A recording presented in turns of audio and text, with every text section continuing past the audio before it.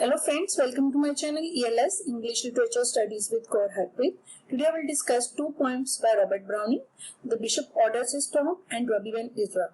I will discuss these 2 poems in a nutshell, and my main focus is on the poems and not on Robert Browning. And if you want to know more about Robert Browning, you can check my video Robert Browning and his dramatic monologue. Link will be provided to you in the description box. You can check that video, right?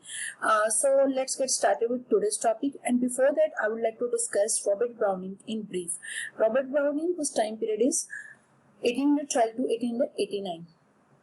Robert Browning was major English poet of the Victorian age, an English poet and playwright whose dramatic monologue and psychological portraiture made him one of the foremost Victorian poets.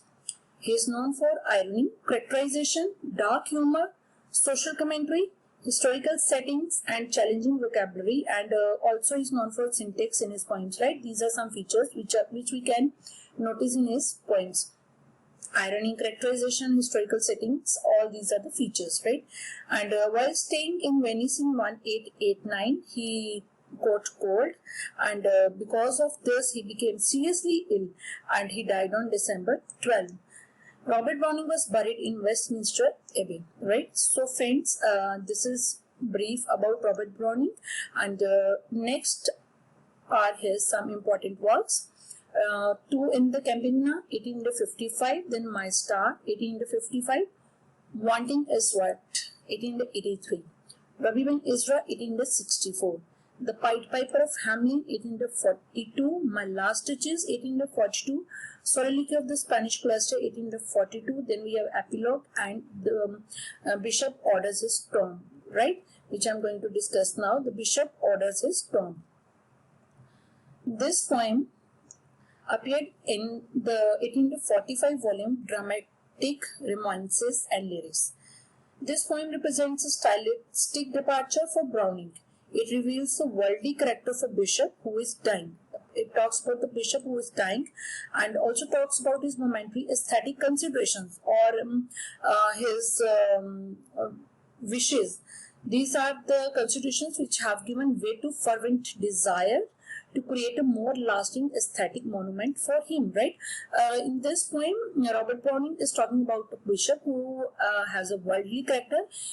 Being a bishop, he should be inclined towards spirituality, but he has a fervent desire. What is the desire? That he wants to create a long-lasting aesthetic monument for him, right? So this is about the poem that, and for the monument's construction, he reveals that he has secreted away various treasures, including lapis lazuli, which he has buried in a vineyard, right? And the whole discussion reveals about his materialistic attitude towards life and death. This shows that he has spent much of his time on collecting materialistic things for his salvation and afterlife. He is not a bishop in true sense. If he were a true Christian, the thought of an eternal life in heaven after his death, this thought should come in his mind, that if he were a true Christian, right?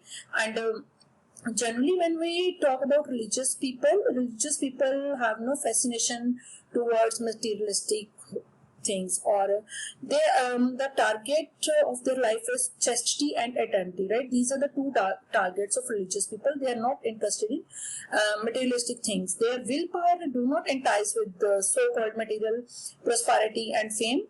But this dramatic monologue is about worldly character of a bishop. He has no spiritual desire.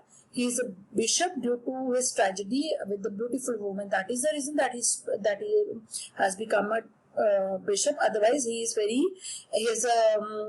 inclined towards lapis lazuli and other diamonds like this, right? And he also participated in the act of looting at Saint Praxed Church, which is a religious place known because in this church the monuments of great religious people are constructed, and he has looted that church also. He is not at all fit for the church, right? But he forcefully orders his sons to dig up the field, bring the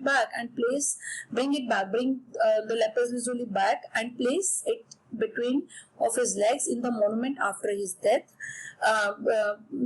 Why he wants to, that? Because he wants to he orders son to dig up the field, bring it back in to be established in his monument, because he wants that his old enemy named Gandalf would look at his feet, right? So you can realize how materialistic is he. He has no spiritual desire. He has another desires like normal person, that he wants lapis lazuli to be fixed in his monument after his death, right? So this is about the bishop orders his tomb. Second poem is Rabbi Ben Ezra, again very interesting poem. Rabbi Ben Ezra. It was first published in 1864 as one of the poems in Robert Browning's Dramatis Personae, right? And in this poem, the Rabbi Ben Ezra is speaking to an unknown audience about the beauty of each age in human life and the problems associated with all these ages, right? Rabbi Ben Ezra is a poem about a Jewish thinker. This poem is an exposition of Browning's own philosophy put in the mouth of his speaker, Rabbi Ben Ezra, right? And Browning is seen struggling with the common philosophical issue in this poem. What is the issue? That is youth better or old age is better? The philosophical nature of this poem is in this view of the aging process and how it prepares humans for death. That is the philosophical nature of this poem, which seems to be Browning as the final reaching of the perfection in heaven, right?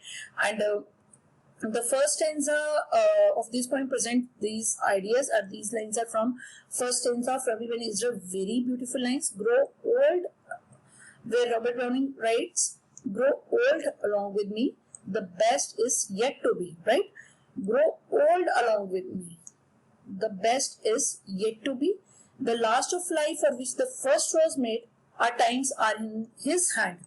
Our times are in his hand, who said, a whole I planned, youth shows but half. Trust God, see all, not be afraid. Right? These poems, this stanza is from Rabbi Ben Ezra, and as per Browning, young people are energetic and they want to achieve everything as fast as they can, right? And but when we see on the other side, the old days gather learnings, they gather experiences about the world and become more accepting of the things that surround them. They're unlike youngsters who are very enthusiastic, who are very energetic. They want everything. They want each and everything just in a click, right? But these old people, they gather experiences. And through Rabbi Ben Ezra, Browning tells that happiness and sadness, both these things are beyond our control, right? And experience teaches us to bear both of them, which is the reason that people should join the Rabbi Ben Ezra in the process of getting old. That he wants people to join Rabbi Ben Ezra in the process of getting old, because this is the philosophical nature of this poem that that is put in the mouth of Rabbi Ben Ezra by Browning, right? So friends, this is all about today's topic. I hope you will like the content, and if you like it, please hit the like button, share and subscribe my channel. And if you are new to my channel, please hit the bell button so that you can get notifications from my upcoming videos. Thanks a lot for watching.